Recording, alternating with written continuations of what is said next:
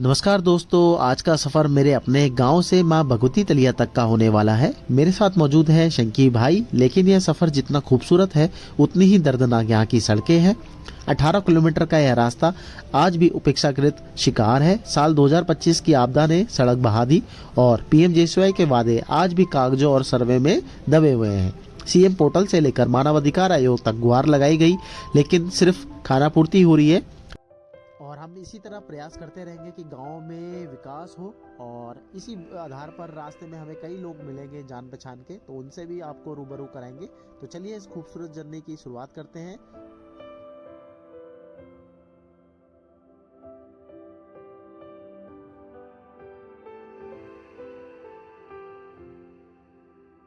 दोस्तों अभी मौजूद है अपने गांव में, और मेरे साथ मौजूद है मेरा भाई शंकी भाई। तो आशा करता हूँ आप सब स्वस्थ होंगे, मस्त होंगे, अपने परिवार के साथ कुशल मंगल होंगे। तो अभी जा रहे हैं हम अपने गांव से। कहाँ जाने वाले हैं गांव से कुछ पता नहीं अभी। हाँ, कोई आइडिया नहीं है, और निकल रहे हैं। बिल्कुल बिल्कुल, बट बहुत अच्छी जगह जाने वाले हैं। और जो अभी यहाँ पे धूप खिली है, बहुत ही मखमली धूप खिली है। और कैसा लग रहा है शंकी भाई गाँव में आके? बहुत अच्छा भाई, और ताज़ी हवा मिल रही है, इतना अच्छा एनवायरनमेंट मिल रहा है, शांति मिल रही है, और क्या चाहिए। बिल्कुल बिल्कुल। और यहाँ की जो हवा में, पानी में और खाने में जो खुशबू है, उसकी बात ही निराली है। शब्द नहीं है कहने के लिए। बट पहाड़ों में जब भी आते हैं समय का पता नहीं चलता। और अगर आप शांति और सुकून चाहते हैं जीवन में असल मायने में, तो आप पहाड़ों में आइए, कुछ दिन ठहरिए, और आपको एहसास होगा कि आपने ज़िंदगी के सबसे खूबसूरत पल आपने यहाँ पे व्यतीत करे हैं। सही बात। तो अभी चल रहे हैं, और आपको पूरा मैं दिखा रहा हूँ। इस तरह से पूरा वैली का व्यू है, ये देखिए। और आजकल तो यहाँ घास हो गई है बहुत बड़ी बड़ी। सबसे बड़ी बात कि लोग आए, एंजॉय करें, सब कुछ करें, लेकिन प्रदूषित ना करें। हाँ, वो जो प्योरिटी है पहाड़ों की ना, वो ही रहने दे। तो ये हमारी जिम्मेदारी बनती है, पहाड़ जैसे हैं उनको वैसे ही रहने दें, क्योंकि जरूरत से ज़्यादा विकास भी ठीक नहीं है। ताकि आज हम देख रहे हैं, कल हमारी जनरेशन भी देख पाए, नेक्स्ट जनरेशन। हाँ, ये बात बिल्कुल सही कही। तो चल रहे हैं हम धीरे धीरे, और यहाँ से आपको आगे का रास्ता दिखाता हूँ कैसा है। ये देखिए, इस तरह का रास्ता है,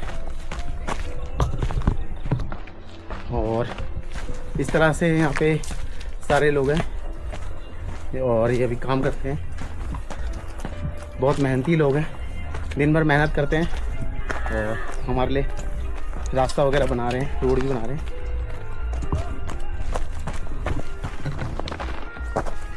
इस तरह से गांव की रोड है, कम से कम 500-600 किलो का पत्थर पड़ा हुआ है बीच में, ऐसे ऐसे पत्थर पड़े हुए हैं बीच में।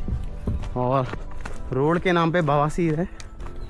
और ये बड़ा दुखद की बात है कि आज़ादी के इतने सालों के बाद भी हमारे गांव में रोड की हालत इस तरह से है। और ये रोड को बने हुए काफ़ी टाइम हो गया है, परंतु ये कभी सही तरह से बनी ही नहीं। और मतलब मुझे कहते हुए दुख हो रहा है कि आज़ादी के इतने सालों बाद भी हम ऐसी जगह रह रहे हैं जहाँ रोड नहीं है ढंग की।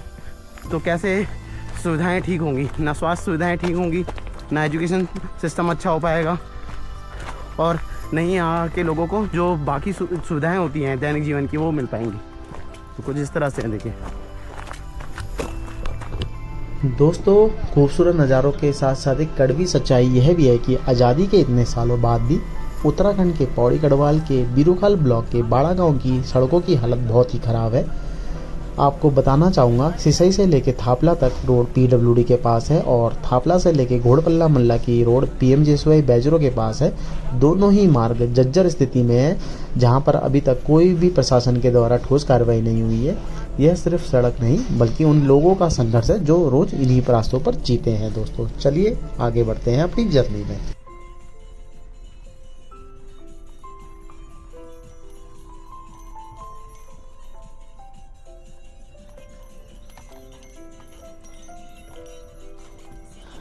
आगे के सफ़र में हम अपनी गाड़ी का यूज़ करेंगे, और इस तरह से रोड की कंडीशन आपको दिखाना चाह रहा हूँ कि रोड में जगह जगह पत्थर बिखरे हुए हैं, और जगह जगह आप देख सकते हैं रोड में गड्ढे हो रखे हैं।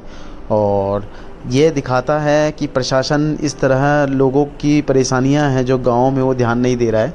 चाहे वो पीडब्ल्यूडी हो, पहले ये 10 सालों तक ये रोड पीडब्ल्यूडी के पास थी, और उसके बाद अभी 30 अप्रैल 2025 से यह रोड PMJSY बैजरों के पास चली गई है और कई बार कागजी कार्रवाइयों के द्वारा यहाँ पे पत्र लिखे गए हैं, परंतु कोई भी अधिकारी इसमें विशेष ध्यान नहीं दे रहा है। और ये देख सकते हैं इस तरह से कटाव हो रखा है रोड का और क्या ही बदतर हालत है रोड की। सीरियसली आज़ादी के इतने सालों बाद भी गाँव की रोड की इतनी दुर्दशा देखकर बड़ा दुख होता है। दोस्तों हमारी यात्रा बाड़ा गांव से शुरू हुई थी और यह भगवती तलिया तक जाएगी। और आपको बताना चाहूँगा यहाँ रास्ते इतने खूबसूरत है कि मंजिल से ज़्यादा मज़ा तो रास्तों में है। और ज़िंदगी भी एक यात्रा है दोस्तों, रास्ते कठिन हो सकते हैं पर मंजिल हमेशा खूबसूरत होती है। और मेरा ऐसा मानना है अगर कदम रुक जाए तो आसमान को देखो, वो याद दिलाता है कि ऊंचाइयाँ उन्हीं को मिलती हैं जो चलते रहते हैं। तो ऐसे ही धीरे धीरे अपनी जर्नी आगे बढ़ रही है और हमेशा मेरा ब्लॉग बनाने का उद्देश्य होता है आपको भीड़ भाड़ से दूर उस दुनिया में ले जाना जहां हवा में सुकून और पेड़ों में जीवन की कहानी है और हर चोटी पर प्रेरणा की एक नई किरण दिखाई देती है। तो दोस्तों ऐसे ही खूबसूरत नज़ारे मैं हमेशा अपने ब्लॉग के माध्यम से आपको दिखाता रहता हूँ। और अगर आप भी मेरी यात्रा का हिस्सा बनना चाहते हैं तो प्लीज़ चैनल को like share comment and channel पे नए हैं तो सब्सक्राइब ज़रूर करें। आपका छोटा सा प्रयास मुझे इसी तरह से ब्लॉग बनाने के लिए प्रेरित करता है। दोस्तों थोड़ी सी दूरी पहुंचने पर हमें मित्र दिखाई देते हैं हमारे कमडे के रहने वाले श्री पंकज सिंह रावत जी। और अभी वह अपने गांव जा रहे हैं टैक्सी में और दिल्ली से आए हैं। ये देखिए आपका स्वागत है और ये जा रहे हैं। तो दोस्तों थोड़ी ही देर में हम सीसी होते हुए आगे पहुंचेंगे बैजरों में और वहां आपको टैक्सी सुविधा और बस सुविधा उपलब्ध हो जाएगी जगह जगह जाने के लिए। अगर आप जाना चाहते हैं पोखड़ा, बेदीखाल, खिरसू, कोटद्वार एवं दिल्ली जाना चाहते हैं तो वहां से आपको बस सुविधा और टैक्सी सुविधा भी आपको उपलब्ध हो जाएगी। चलिए आगे बढ़ते हैं अपनी जर्नी। दोस्तों अभी चल रहे हैं यहाँ से फाइनली भगवती तलिया की ओर और मैं और मेरे स्मार्टी ब्रदर शिंकी भाई। और आप देख सकते हैं नज़ारे तो मैं आपको दिखा ही रहा हूँ कुदरत के बेहतरीन। यहाँ पे आपको बुग्याल मिल जाएंगे, झरने मिल जाएंगे और बीच बीच में आपको ऐसी कुछ लोकेशंस मिलेगी जहाँ पर आप रुकने के लिए मजबूर हो जाएंगे। बहुत ही प्यारी जगह है, आपको एक बार मैं दिखाता हूँ आगे का व्यू कैसा है। तो इस तरह से कुछ वैली का व्यू है, देखिए सर दोस्तों।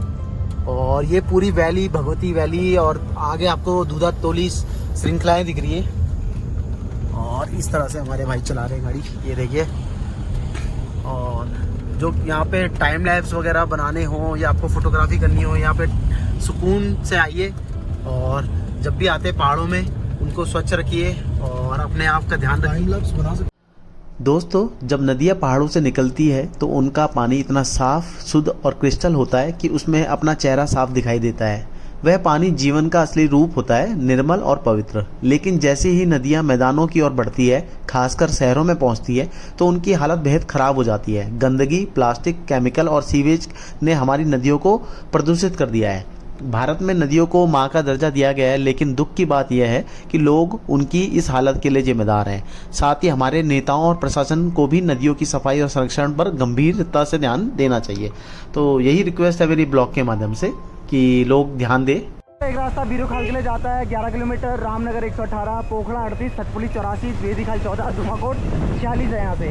तो यहाँ से जा रहे हैं हम और अब जाएंगे इधर के लिए जगतपुरी के लिए।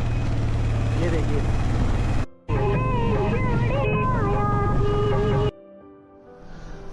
दोस्तों यह एक ऐसा सफ़र है जहां प्रकृति की सुंदरता, पहाड़ों की सादगी और जीवन की गहरी सीखें हर मोड़ पर हमारा इंतजार करती है। उत्तराखंड का भगवती तलिया क्षेत्र बीरूखाल ब्लॉक में स्थित है, जहां ठंडी हवा, हरियाली और शांति मन को सुकून देती है। तो आप देख सकते हैं कितना खूबसूरत नज़ारा है इधर और चारों तरफ हरियाली और नीचे नयार नदी बह रही है जो कि सतपुली में जाके पूर्वी नयार और पश्चिमी नयार का संगम होता है।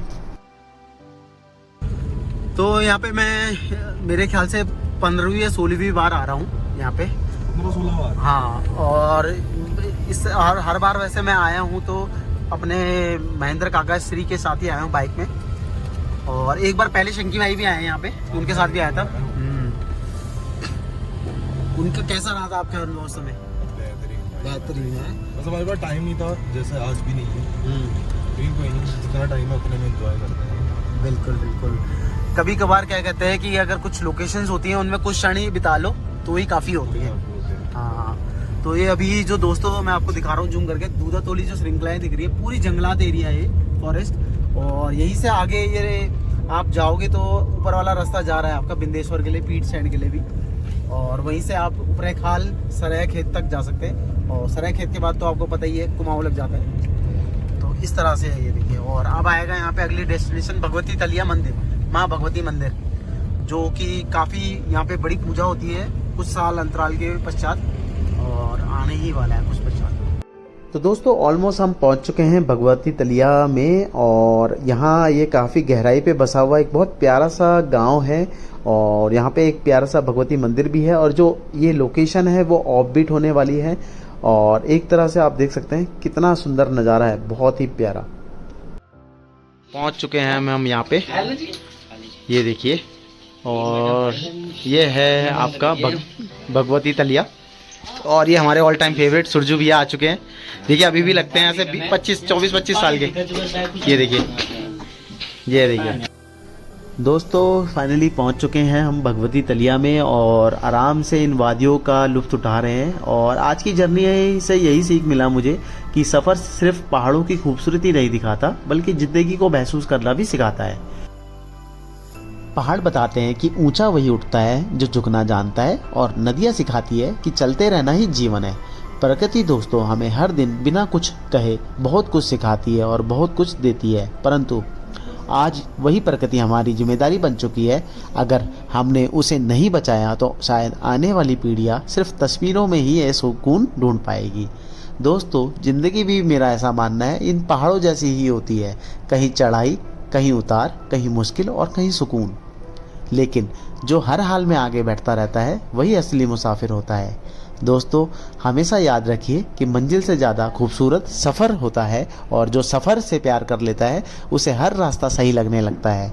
तो दोस्तों आपसे रिक्वेस्ट है, अगर इस ब्लॉग ने आपके दिल को थोड़ा भी छुआ हो, अगर इन पहाड़ों की हवा आपने महसूस की हो, तो चैनल को सब्सक्राइब करें, वीडियो को लाइक करें, और इसे अपनों के साथ शेयर ज़रूर करें, क्योंकि ये सिर्फ एक वीडियो नहीं, एक एहसास है। शायद किसी की सोच बदल दे, किसी की जीने का नज़रिया बदल दे। आइए हम सिर्फ घूमने वाले लोग ना बने, बल्कि वो इंसान बने जो प्रकृति को समझे, उसे महसूस करे और उसे बचाने का एक छोटा सा प्रयास करे। तो दोस्तों चलते रहो, क्योंकि ठहरना सिर्फ मंजिल का अंत है और सफ़र ज़िंदगी की समझने की शुरुआत है।